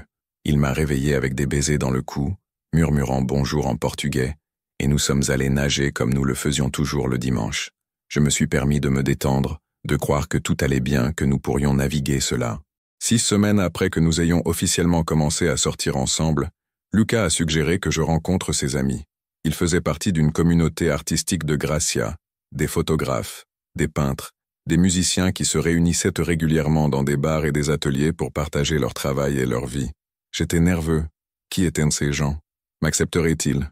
Serais-je assez intéressant pour ce groupe d'artistes bohèmes? Ils vont t'adorer, m'assura Lucas, embrassant ma tempe. Comment pourraient-ils ne pas t'aimer? Tu es incroyable. Nous avons retrouvé le groupe dans un petit bar de la Carrère del Torrent de Lola, un endroit avec des murs couverts d'affiches de concerts anciens et des tables en bois marquées par des années de vers et de cendriers. Ils étaient 7, parlant fort dans un mélange de catalan, d'espagnol et de portugais, riant de blagues internes tout en buvant de la bière et en partageant des tapas. Lucas m'a présenté avec une fierté évidente dans sa voix, sa main dans mon dos, et je me sentais à la fois exposé et protégé. Ils m'ont accueilli immédiatement, tirant des chaises pour m'inclure dans le cercle, posant des questions sur mon travail de designer, intéressés sincèrement quand je leur ai montré quelques projets sur mon téléphone. Lucas n'arrête pas de parler de toi, dit Marina, une peintre aux cheveux violets et aux multiples piercings. C'est Matteo a dit ceci, et Matteo a fait cela. On était curieux de rencontrer l'homme qui a enfin capturé notre photographe préféré. Lucas a rougi, ce qui était adorable, et j'ai ri, me détendant progressivement. La soirée a coulé facilement. Des conversations sur l'art, la politique, la vie à Barcelone, et je me suis retrouvé à contribuer plus que je ne l'avais prévu, même à faire des blagues qui ont suscité des rires sincères. Lucas maintenait un contact physique constant, main sur mon genou, bras autour de mes épaules, doigts, jouant avec les miens sous la table, et je me sentais ancré par ce contact en sécurité. Quand mon téléphone a sonné à 10 heures, j'ai hésité pour la première fois. J'ai regardé Lucas, le groupe animé, cet instant parfait d'appartenance, et quelque chose en moi s'est rebellé contre l'interruption. Mais ensuite, j'ai vu la photo de maman souriante que j'utilisais pour son contact, et la culpabilité familière m'a inondé. Désolé, je dois répondre, murmurai-je, me levant de la table. J'ai répondu dans la rue, le bruit du bar étouffé derrière moi. Salut maman. Matteo, où es-tu? Il y a de la musique en fond. Tu es dans un bar? Oui, je suis avec des amis. J'ai presque dit avec Lucas et des amis, mais quelque chose m'a retenu. Quels amis? Sa voix avait ce ton légèrement blessé. Tu ne m'as pas dit que tu sortais ce soir. J'ai préparé le dîner en pensant que tu viendrais, le nœud familier dans ma gorge. Désolé, maman, j'ai oublié de prévenir. C'était à la dernière minute. Tu sors beaucoup ces derniers temps, observa-t-elle. Je te vois à peine. Tout va bien? Tu manges correctement? Tu dors assez? Nous avons parlé pendant 15 minutes de rien et de tout. Ces douleurs dorsales, la facture d'électricité trop élevée, la voisine bruyante. Quand je suis enfin revenu à l'intérieur, tout le monde parlait encore avec animation, mais j'ai remarqué comment Lucas m'a regardé, quelque chose d'indéchiffrable dans son expression. Plus tard, en rentrant à pied à mon appartement, il a demandé « Ta mère sait pour moi ?» La question m'a pris au dépourvu. Je ne lui ai pas encore dit officiellement. Pourquoi? Juste curieux, dit-il. Mais il y avait du poids dans ses mots. 6 semaines, c'est assez long pour ne pas mentionner que tu es en couple. Elle est compliquée avec ces choses, essayai-je d'expliquer. Elle devient insécure quand elle sent qu'elle pourrait me perdre. Je veux choisir le bon moment. Lucas s'est arrêté de marcher, se tournant vers moi sous un réverbère. Te perdre pour qui? Pour moi? Comme si j'étais une menace? Ce n'est pas comme ça, dis-je rapidement. C'est juste que, depuis la mort de papa, elle s'accroche beaucoup. Elle a peur d'être seule. Je dois être délicat. Il m'a regardé longuement, ses yeux vert foncé impossibles à lire dans l'ombre. Puis il a hoché la tête, mais il n'a plus rien dit. Et le silence entre nous pour le reste du chemin était chargé de choses non dites. 3 jours plus tard, je me suis réveillé avec des messages urgents de Lucas. Beaucoup de messages. Envoyés entre 3 et 5 heures du matin, un flot de conscience passant d'une idée à l'autre à une vitesse vertigineuse. Matteo, je me suis réveillé avec la meilleure idée pour l'exposition, il faut que je commence maintenant, tu dois venir voir. Les portes, Matteo, j'ai réalisé que les portes parlent de transition, pas de destination, mais de l'espace entre être dedans et dehors. Tu comprends? Je vais photographier toutes les 300 portes à nouveau, mais cette fois à différentes heures de la journée, capturant comment la lumière change le sens. Ça va être révolutionnaire, ça va tout changer. Tu dors? Pourquoi tu dors? Il y a tellement à faire. Mon estomac s'est serré. Je reconnaissais cela des conversations que nous avions eues sur son trouble bipolaire. Hypomanie. Peut-être même une manie complète si elle n'était pas contrôlée. J'ai appelé immédiatement. Matteo. Sa voix était rapide. Les mots se bousculaient. Tu dois venir maintenant, j'ai toutes ces idées. C'est comme si je pouvais voir des connexions que je n'avais jamais vues avant. Tout est si clair. Lucas, dis-je fermement mais doucement. Amour, as-tu pris tes médicaments? Une pause. J'ai oublié hier. Mais peu importe. Je me sens incroyable. Je n'ai pas besoin. Tu en as besoin? L'interrompis-je. Tu te souviens de ce que ton thérapeute a dit? À propos de reconnaître les signes. Je ne veux pas que ça s'arrête. Sa voix était presque désespérée. Cette clarté, cette énergie, c'est quand je fais mon meilleur travail. Je sais, dis-je doucement. Mais tu sais aussi où ça mène si ce n'est pas contrôlé. Laisse-moi venir. Je l'ai trouvé dans son atelier, entouré de centaines de photos éparpillées sur le sol, le lit, toutes les surfaces disponibles. Il organisait et réorganisait de manière obsessionnelle, créant des motifs qui n'avaient de sens que pour lui. Ses yeux étaient trop brillants, ses mouvements trop rapides, et je pouvais voir la tension vibrer à travers son corps. « Regarde », dit-il anxieusement, me montrant photo après photo. « Tu vois comment cette porte à la lumière du matin semble pleine d'espoir, mais la même porte au crépuscule semble mélancolique? C'est une question de perspective, Matteo. Tout est une question de perspective. » Doucement mais fermement, j'ai pris ses médicaments et un verre d'eau. « Prends-les, s'il te plaît, Lucas. » Il m'a regardé et pendant un instant j'ai vu une lueur de résistance, un éclat de défi dans ses yeux. Mais ensuite, il a hoché la tête, prenant les pilules et les avalant avec une gorgée d'eau. Il s'est assis sur le bord du lit, les épaules affaissées, comme si l'énergie qu'il avait consumée s'échappait lentement. « Merci », murmura-t-il finalement, sa voix plus calme mais teintée d'une fatigue nouvelle. « Je déteste ça. Je déteste avoir besoin de ça. » Je me suis assis à côté de lui, prenant sa main dans la mienne. « Je sais, mais tu fais ce qu'il faut pour prendre soin de toi. Et je suis là, d'accord? Je ne vais nulle part. » Il a levé les yeux vers moi et pour la première fois ce matin-là, j'ai vu le Lucas que je connaissais. Pas l'énergie frénétique de l'hypomanie, mais l'homme vulnérable, réfléchi, qui m'avait fait tomber amoureux de lui. « Tu es trop bon pour moi, Matteo. »« Pas trop bon, » dis-je en secouant la tête. « Juste assez. » Nous sommes restés assis là pendant un moment, entourés du chaos organisé de son atelier, les photos éparpillées comme des fragments d'un puzzle qu'il essayait de résoudre. J'ai passé mon bras autour de lui, et il s'est appuyé contre moi, sa tête reposant sur mon épaule.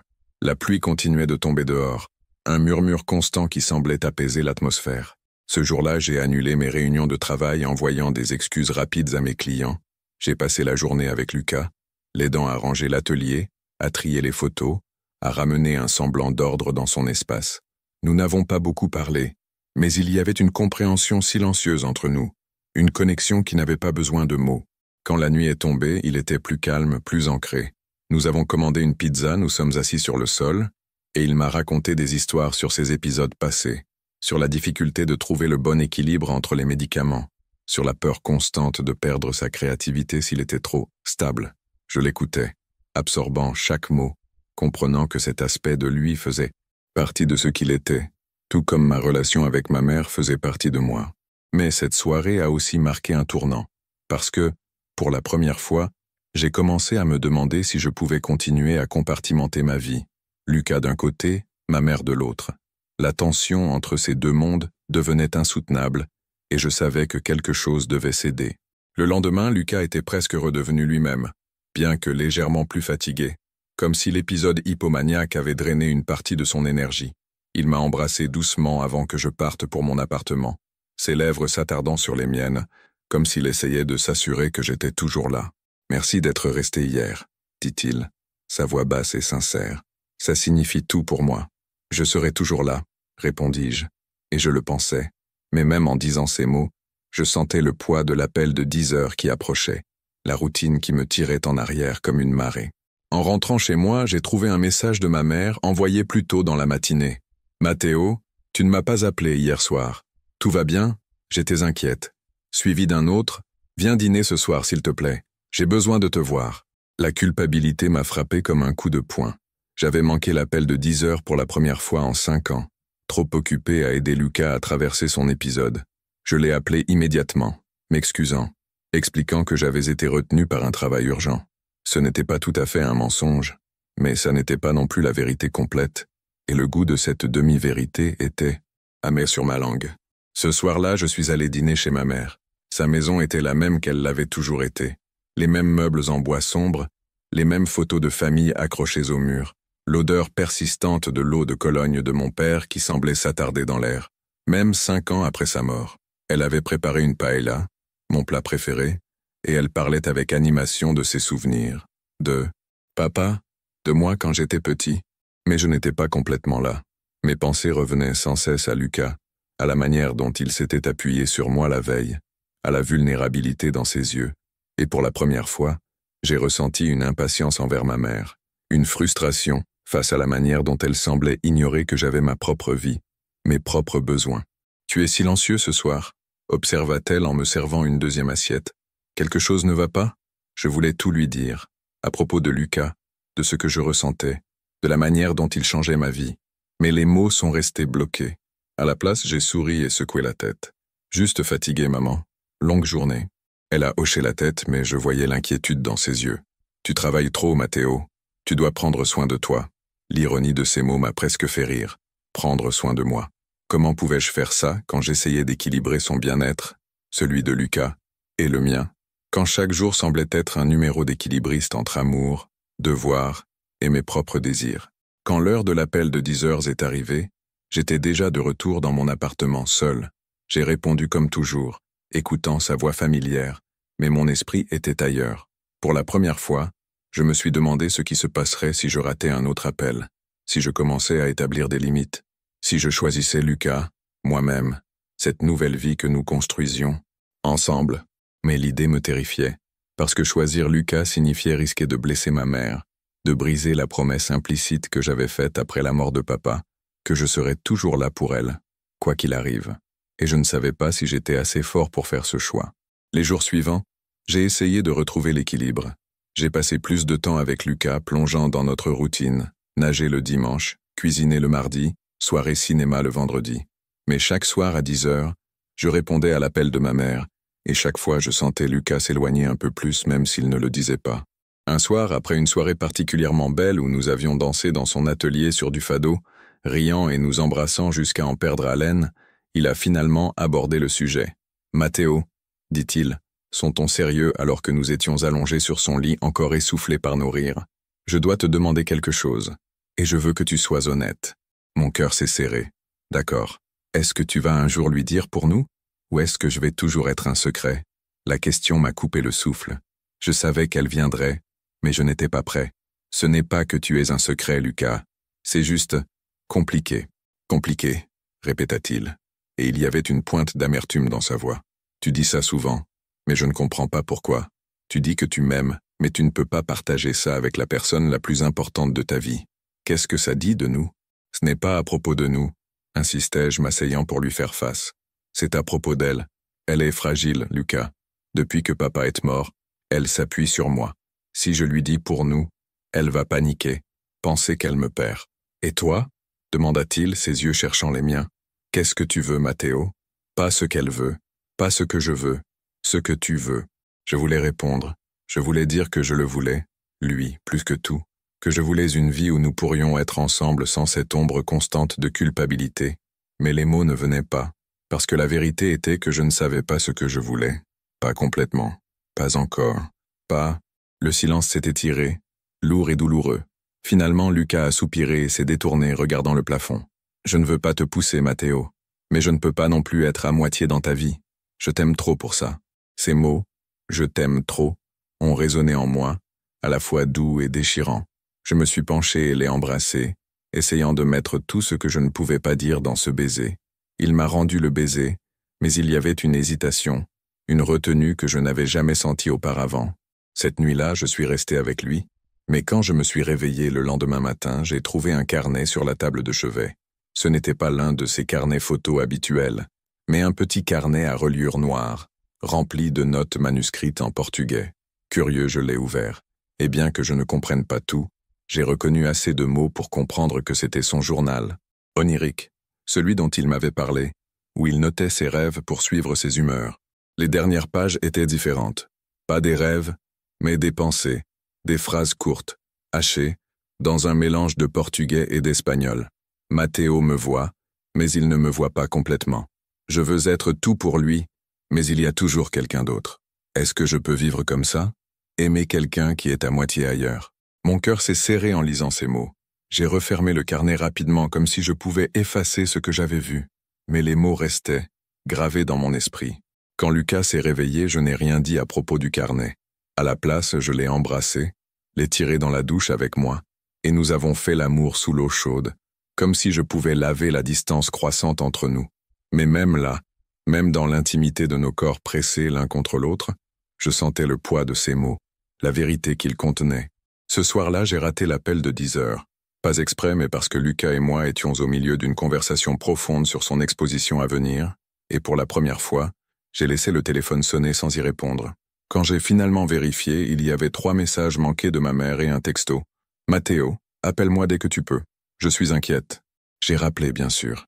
J'ai expliqué, apaisé, promis de venir le lendemain.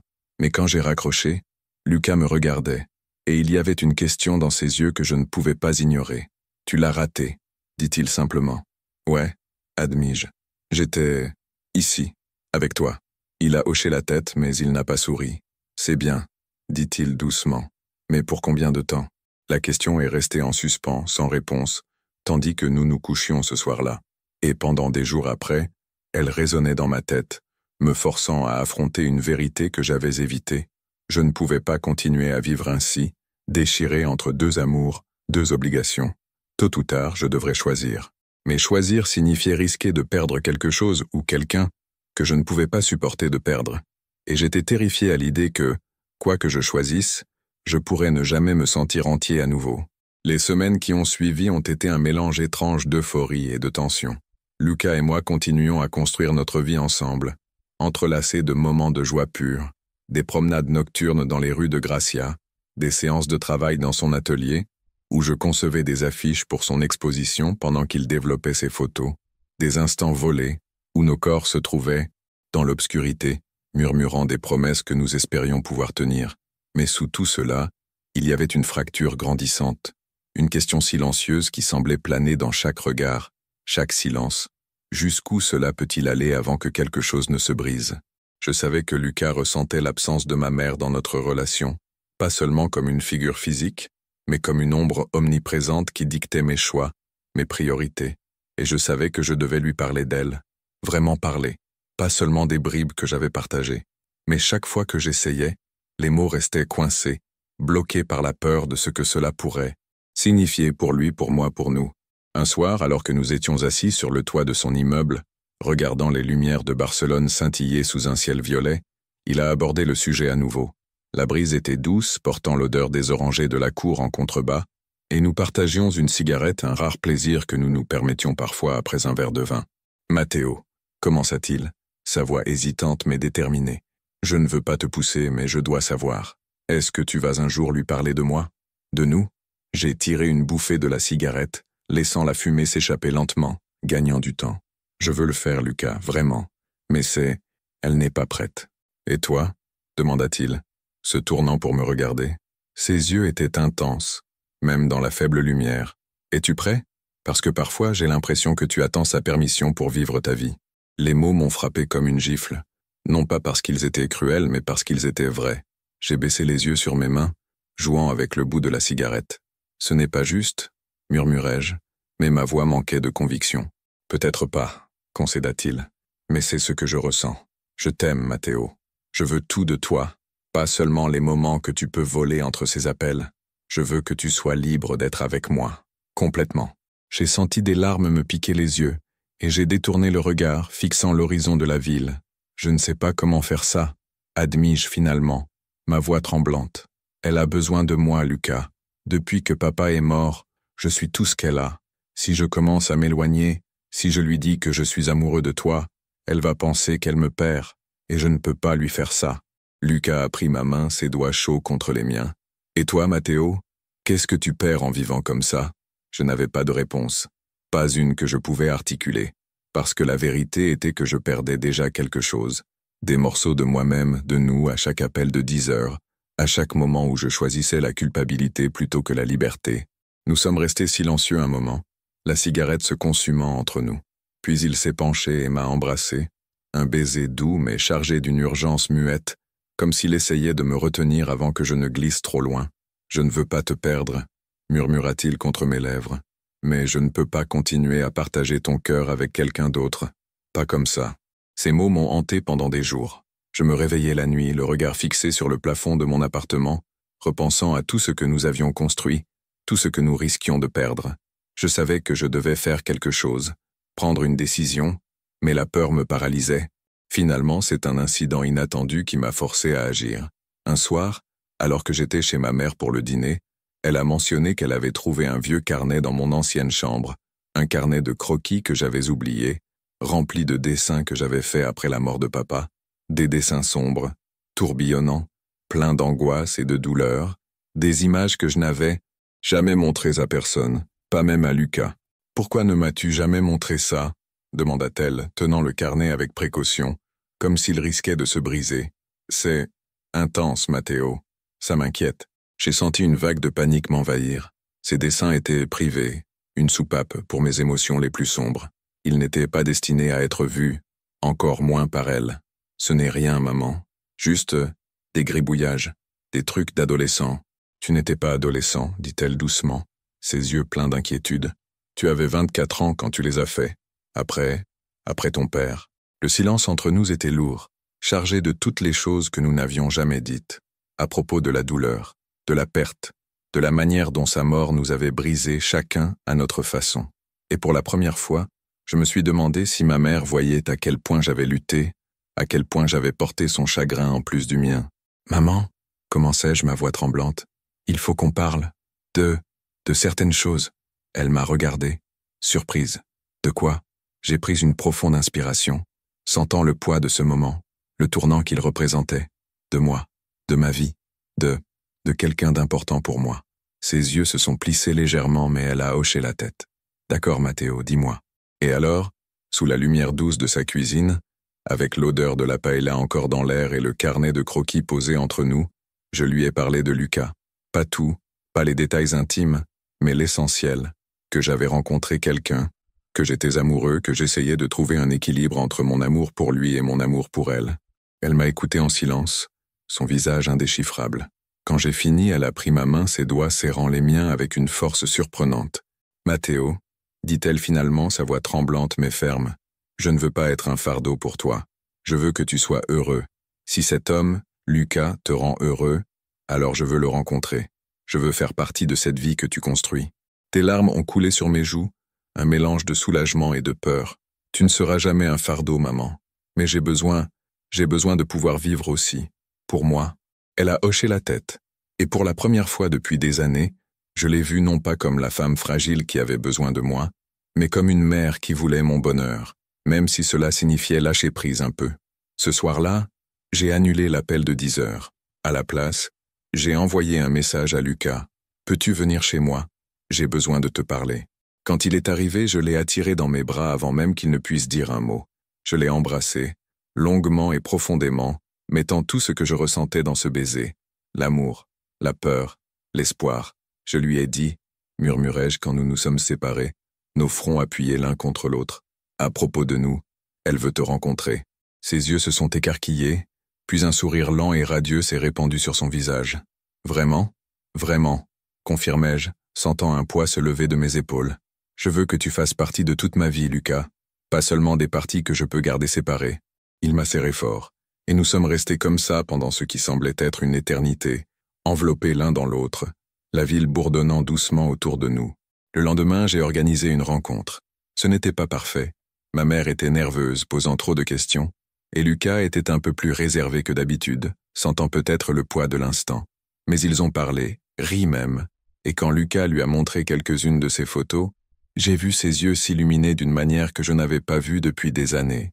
Ce soir-là, alors que nous marchions main dans la main vers son atelier, Lucas s'est arrêté sous un lampadaire et m'a regardé. « Merci », dit-il simplement. « Merci de m'avoir laissé entrer. Merci de ne pas avoir abandonné », répondis-je, et je l'ai embrassé là, au milieu de la rue, sans me soucier de qui pourrait nous voir. Nous n'avions pas tout résolu. Il y aurait encore des nuits où la culpabilité reviendrait, des jours où les humeurs de Lucas fluctueraient, des moments où nous devrions naviguer dans les complexités de nos vies. Mais pour la première fois, je sentais que nous pouvions le faire ensemble, que je pouvais aimer Lucas, aimer ma mère, et m'aimer moi-même sans avoir à choisir. Et sous les étoiles de Gracia, avec l'odeur de la pluie encore dans l'air et le poids de son appareil photo Leica entre nous, je me suis senti libre. Pas complètement, pas encore, mais assez pour croire que je pouvais apprendre à l'être. Les mois qui ont suivi ont été une danse délicate entre l'ancien et le nouveau, entre les habitudes profondément enracinées et la liberté naissante que je commençais à réclamer. Lucas et moi avons continué à construire notre vie ensemble, tissant nos routines dans un motif qui semblait à la fois familier et excitant. Ma mère, bien qu'initialement hésitante, s'est lentement adaptée à l'idée de Lucas dans ma vie. Ils ont commencé à développer leur propre relation, faite de petits gestes. Elle lui demandait des conseils sur la photographie pour son club de loisirs, et il lui apportait des tirages de ses photos préférées, souvent des images de Gracia qui lui rappelèrent des souvenirs de son passé avec mon père. Mais il y avait encore des moments de tension. Les appels de 10 heures ne se sont pas arrêtés complètement, bien que j'ai commencé à établir des limites, réduisant leur fréquence à quelques soirs par semaine. Chaque fois que je sautais un appel, je ressentais une pointe de culpabilité mais aussi un élan de liberté, comme si je revendiquais une partie de moi-même que j'avais donnée sans m'en rendre compte. Ma mère, à sa manière, essayait de comprendre. Elle me posait des questions sur Lucas, sur nos projets, et parfois, je voyais une lueur de tristesse dans ses yeux, comme si elle sentait que je m'éloignais. Mais elle ne me retenait pas comme avant, et cela me donnait l'espoir que nous pouvions trouver un nouvel équilibre. Lucas, de son côté, continuait à naviguer dans les hauts et les bas de son trouble bipolaire. Il y avait des jours où il était vibrant, plein d'idées et d'énergie, ses yeux brillants d'une créativité qui me captivait, et il y avait des jours plus sombres, où il se retirait dans son atelier, les rideaux tirés, son silence plus éloquent que n'importe quel mot.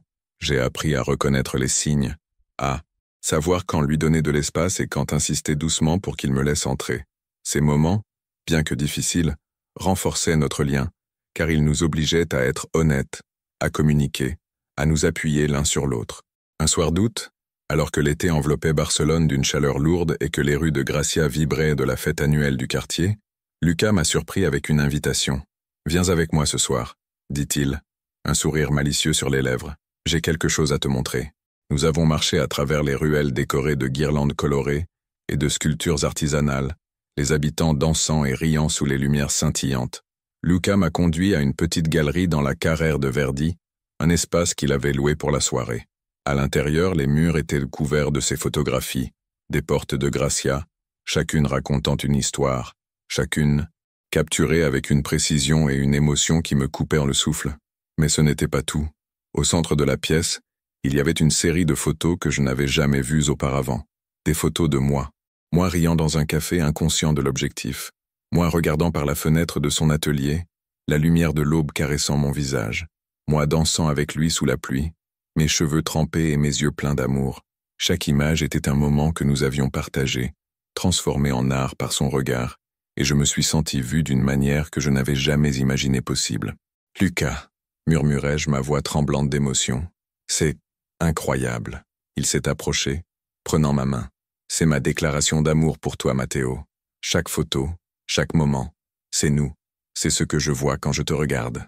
Les larmes me brûlèrent les yeux, mais je riais, incapable de contenir l'émotion qui montait en moi. Tu es fou, tu sais ça? Fou de toi, répondit-il, son sourire asymétrique éclairant son visage. Puis il s'est penché et m'a embrassé, là, au milieu de la galerie, entouré de ses photos et des murmures des visiteurs qui commençaient à arriver. L'exposition a été un succès. Les amis de Lucas, les habitants du quartier, même ma mère est venue, serrant ma main avec fierté tout en regardant les photos. Elle a passé du temps à parler avec Lucas, posant des questions sur son travail, et je les ai observés de loin, mon cœur gonflé d'un mélange d'amour et de gratitude. Pour la première fois, je sentais que les deux parties de ma vie, ma mère et Lucas, pouvaient coexister, peut-être pas parfaitement, mais suffisamment. Après l'exposition, Lucas et moi avons célébré dans un bar bondé de la Plaza del Sol, dansant jusqu'à l'aube avec ses amis, buvant trop de vin et riant jusqu'à en avoir mal aux côtes. Quand nous sommes enfin rentrés à son atelier, épuisés mais heureux, il m'a tiré sur le lit et m'a serré contre lui. « Je veux que ça dure pour toujours », murmura-t-il contre mon cou, sa voix lourde de sommeil et d'émotion. « Moi aussi », répondis-je, et pour la première fois, je le croyais vraiment. Pas seulement comme un souhait, mais comme une possibilité. Les mois ont passé, et notre relation s'est approfondie. Nous avons commencé à parler d'avenir, peut-être un voyage ensemble à Lisbonne pour que je rencontre sa famille, peut-être un appartement commun où nous pourrions fusionner nos vies plus complètement. Ma mère, bien qu'encore parfois hésitante, a commencé à s'ouvrir à l'idée de me partager. Elle a même commencé à sortir davantage, rejoignant un club de lecture et prenant des cours de peinture, des pas timides vers une vie qui ne dépendait pas entièrement de moi. Mais il y avait encore des moments où le passé revenait, où la culpabilité ou les insécurités de Lucas nous mettaient à l'épreuve. Une nuit, après un épisode dépressif où il s'était retiré pendant des jours, il m'a avoué qu'il avait peur de ne pas être assez pour moi, que son trouble pourrait un jour me pousser à partir. « Tu es plus qu'assez » lui ai-je dit, prenant son visage entre mes mains. « Tu es tout ce que je veux, Lucas. Les hauts, les bas, tout. » Il m'a regardé avec ses yeux vert foncé, plein de doutes mais aussi d'espoir. « Et si je te fais du mal? Alors on en parlera, on le surmontera, ensemble. » Il m'a serré fort cette nuit-là, et je sentais qu'il voulait y croire, tout comme moi. Parce que l'amour, je l'apprenais, n'était pas une question de perfection. C'était une question de choisir l'autre, encore et encore, à travers les tempêtes et les moments calmes. 1 an après notre rencontre au Café Salambo, Lucas et moi nous sommes installés ensemble dans un petit appartement à Gracia, à mi-chemin entre mon ancien chez-moi et son atelier. C'était un espace qui nous ressemblait, des murs couverts de ses photos et de mes croquis, des plantes en pot que nous oublions parfois d'arroser, un lit où nous nous réveillions enlacés chaque matin. Ma mère venait dîner une fois par semaine, apportant des plats faits maison et des histoires de son club de lecture, et Lucas l'accueillait avec chaleur, la faisant rire avec ses anecdotes sur Lisbonne. Les appels de 10 heures ont cessé, pas brusquement mais progressivement, remplacés par des textos occasionnels, des visites planifiées, une relation qui semblait plus équilibrée, plus saine. J'ai appris à dire non sans me sentir coupable, à choisir ma propre vie sans avoir l'impression de trahir quelqu'un. Et Lucas, avec sa patience et son amour, m'a aidé à voir que j'étais digne de cette liberté. Un soir, alors que nous étions allongés sur notre balcon regardant les étoiles au-dessus de Gracia, Lucas a sorti son appareil photo et a commencé à me photographier. « Arrête !» ai-je ri, cachant mon visage. « Jamais !» répondit-il, ajustant la mise au point. « Je veux capturer chaque moment de toi, chaque version de toi. » Et quand il m'a montré la photo plus tard, développée dans la lumière rouge de son atelier, j'ai vu quelque chose de nouveau dans mon propre visage. Pas seulement l'amour, pas seulement le bonheur, mais une force que je n'avais jamais reconnue auparavant. Une force qui venait d'avoir appris à aimer, à lâcher prise, à choisir. « Tu es magnifique », murmura Lucas m'enlaçant par derrière alors que nous regardions la photo. « C'est toi qui me rends magnifique », répondis-je, me tournant pour l'embrasser. Et là, dans cet atelier qui sentait encore le révélateur et le vin, entouré de photos qui racontaient notre histoire, j'ai su que nous avions trouvé quelque chose de rare. Pas parfait, pas sans défi, mais réel. Un amour qui nous permettait d'être à la fois brisé et entier, à la fois effrayé et courageux. Sous les étoiles de Gracia, avec Lucas à mes côtés et le futur s'ouvrant devant nous, je me sentais enfin chez moi, pas seulement dans ce quartier que j'avais toujours aimé, mais en moi-même, et c'était suffisant.